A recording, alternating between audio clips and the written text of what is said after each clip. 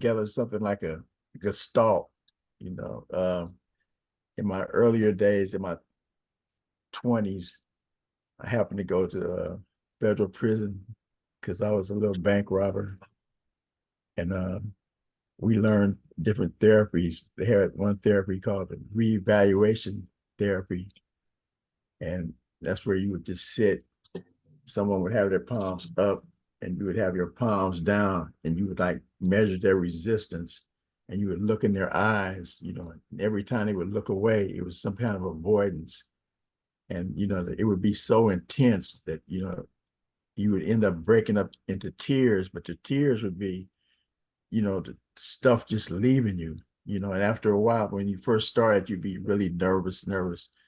Okay, and then there was another therapy that was called transactional analysis. It's by this guy called Eric Byrne. It's called games people play. You know, people would play, you know, poor me. You know, if you were a poor me player, your life was all about poor me, poor me. And then, so, but they had another player called the kick you know, so they just love to kick the poor me player, you know, so they fit really good together. And they had the other one, I got you now, you know, where a person would just go along with you, you know, just to string you along, just so they could pull the rug out from under you, you know. And then like Fritz Perls came up with this Gestalt therapy, which is, you know, just everything in life fits together. Um, it's kind of like those things that they used to have. I think they still have. It's called like a fractal or something like that. The way that the world fits together, there's the jagged edges, but somehow, even no matter how jagged those edges are, they fit together perfectly. You know, and I think that's what kind of like what this universe is. You know, when I think back to like so-called a Big Bang, or first let's say it was nothing. You know, and it was nothing for so long that it realized it was nothing. And just from realizing that it was nothing, it actually turned into something. And then everything started, you know, just evolving from there, you know. And what I found out is like with the Big Bang, with like let there be light, you know, when it was like waves, but then because of resistance, a wave would turn into a particle, and then particles could collide and cause chaos, you know. But the universe was so, you know, geared with love and well-being that whatever chaos occurred, you know, it would always straighten it out. So pretty soon, you know, everything gravitationally worked out, you know, planets and things start fitting into, you know, space, you know, and, you know, pretty soon it just kept going, and it was, you know, amoebas and protozoas and one cells and, you know, and all this had advanced into, it's just one thing, it advanced into everything. And like, and all of us are a part of that, that, that everything, you know. It's just like, well, a drop of water, if you take it out the ocean, it'll have all the properties and abilities of the ocean, right? In fact, it'd be a miniature ocean in itself. But when you put it back in the ocean, you know, then it becomes part of the whole ocean. You know, but what people don't realize is that the ocean is aware of every single drop, you know. So just like the universe is aware of us, the universe cherishes us, you know, and whatever we go through, the universe is really strengthening us, you know. I mean, we can look back at all the things that happened in our lives, and we could be, oh, but guess what? You got through it. And from getting through it, you know, after a while, you realize that you're going to get through it. You know, like I think they say in the Bible, you know, faith, hope, and love, you know, and, you know, faith is, man, I've got through everything. I've always gotten through it, no matter what it is. Some things hit me so hard, I said, I'll never be able to get through this. And I got through it. So faith will let you know that you're going to get through it. But then here's hope. Hope is you just hope you hope you get through it sooner, because you do not want to be going through it, but you have to. I mean, it's showing you how resilient and how strong you are, you know. And then love is the punchline for everything, because it's something about love. You know, I always talk about love because, man, you know, if any of you know my story, my oldest son, you know, I grew up in Oakland, California, We grew up really just a product of our environment. We didn't even know we were a product of our environment, but we were, because this is the way we grew up. So of course, if you grew up around here, you got to sell drugs, you got to carry guns, this is what you have to be. And so when my oldest son got murdered, I think he had rose to a level where I would call it what you call a hostile corporate takeover. They just wanted him. So it filled me so full of hate. And I spent like 10 years of my life just filled with hate. I mean, that hate just took everything from me. Everything, everything, everything. I was like down low with nothing left. And somehow a spark of love came into my life. And that love just kept growing and expanding. And my life was restored. And I realized that the only thing that restored it was love. That's why I always say love is the most important thing. And I put love into like, kindness, compassion, and care. You know, um, kindness is that, there's so many different people in this world, and they're going through so much different stuff. And some of them are so, adverse to you, and you might be adverse, but just to be kind. If I can't say nothing good about you, I'm not going to say nothing bad about you. I'm not going to judge you. I'm just going to be kind. It took me a long time because there was no kindness in me. I'm, I'm like punch you in the face. That was my kindness. But I realized, the kindness goes a long way, because if a person just, even though they know that just the fact of you being kindness, and the compassion comes because you know that everybody in this whole life is going through something. Everybody's going through something. And then when you start weighing it up, what's what's good, what's bad or horrible to one person might not be as horrible, and what it might be, but everyone's going through something. And the care, which is part of it, is because you kind of, if whatever care you can give, it could be a kind word. I mean, I've paid people's rents before. I've gave people money to go get that last whatever they need to fix or whatever. Some people don't do that, but just whatever care you can get, and that it's something about kindness, compassion, and care that expands into this world. And it's like I look at some of the things they have that splits the world, like capitalism, communism, and socialism. And I think it's still all part of a divide and conquer strategy, because capital, of course, you should be able to capitalize on your abilities and the things that you're gifted with, and why not? But you still have to be able to live in community with others. It's just no way of getting around it. You've got to, and you've got to have a social aspect, because when too many people start falling through the cracks, it's going to be an upheaval.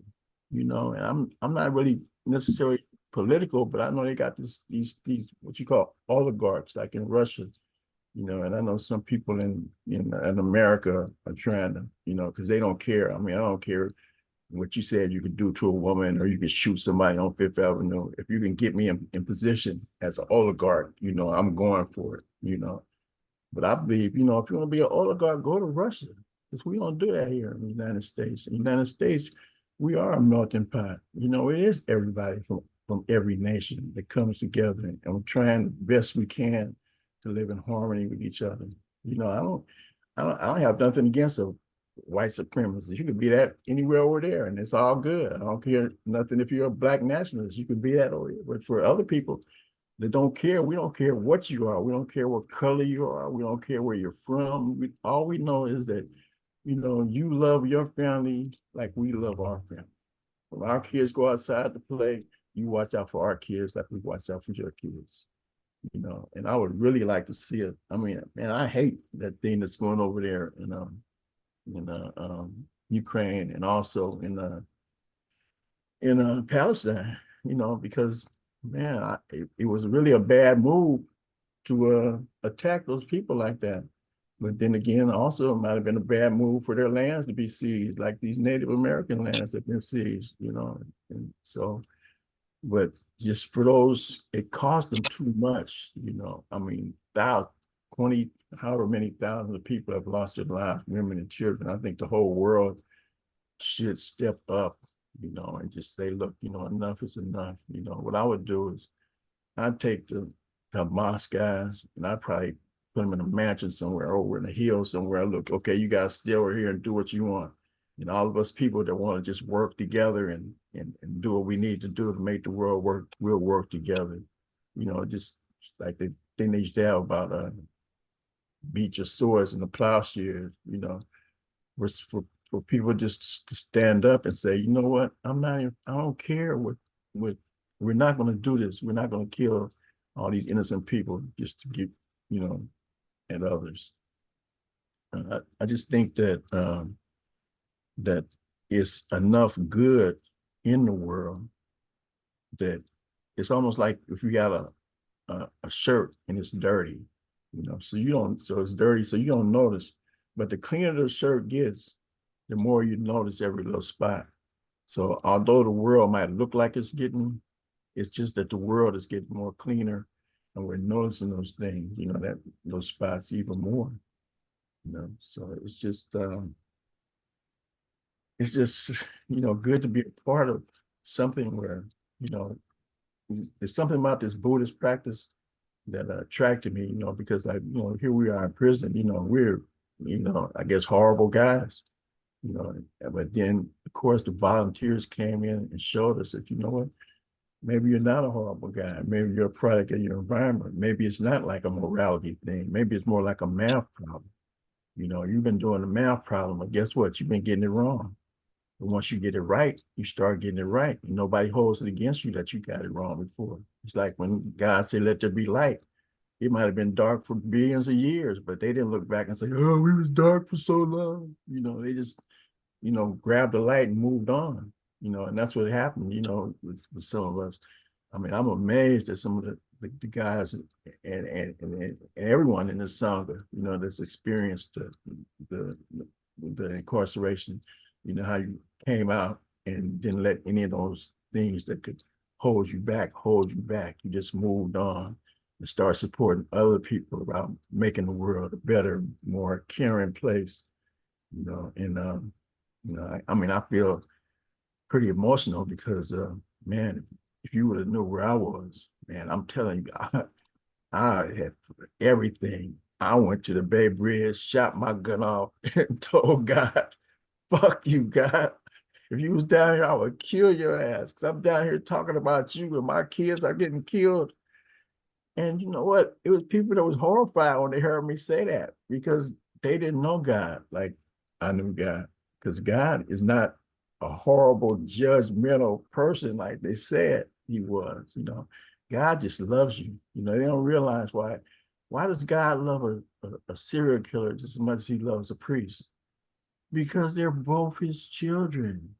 You know, a mother could have a child on death row. She could hate what he's done, you know, but I bet you she loves her child. And that's how the universe, like, you know, sometimes I get in trouble. It's like the word God doesn't necessarily have to mean God, just the universe. The universe is a sentient being, you know, and the universe has what's good for us in store for us if we don't resist it. You know, some things, you know, it's like, if you know, you say you want happiness, and if you just start with happiness, you're happy. But you might say, well, you know, I want happiness, but I want to come in a blue box with a pink ribbon. I want to come to the back door and knock 3 times.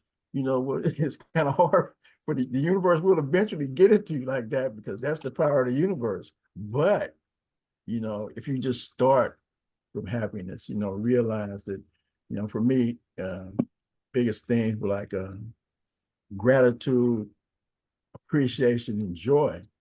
And gratitude is just the first step. You know, you're just happy that it's not worse. You know, I mean, that's it. You know, believe me, because it could be what no matter what's happening, believe me, somebody's having it worse. So you're just happy that it's not worse.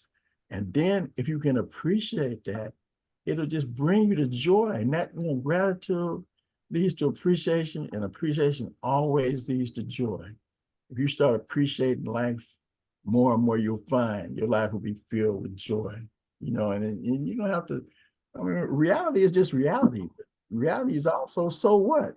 You know, I don't have to think about those bad, horrible things. Why would I think about something bad and horrible when I can think about something good? And it's a choice that we make, you know, and there's something about this sangha and something about these practices that we do, you know, the sitting in prayer, tuning into the inner being, you know. And I've always said, to me, that inside of every person, there's light and there's love, you know. But if you take the word live, you live backwards, it's evil, you know. So all you have to do is just start turning it around and start living in you know, the more positive direction, you know. And like I said, I'm kind of long-winded. It's like, Lawrence, talk, Lawrence, talk. Lawrence, please shut up. So, so what I do now is I'll end that, and I'm just let everyone here know how much I really appreciate you. You know, I've been reaching out to more and more, you know, and just to keep up with your lives and what's happening with you, because I care, you know.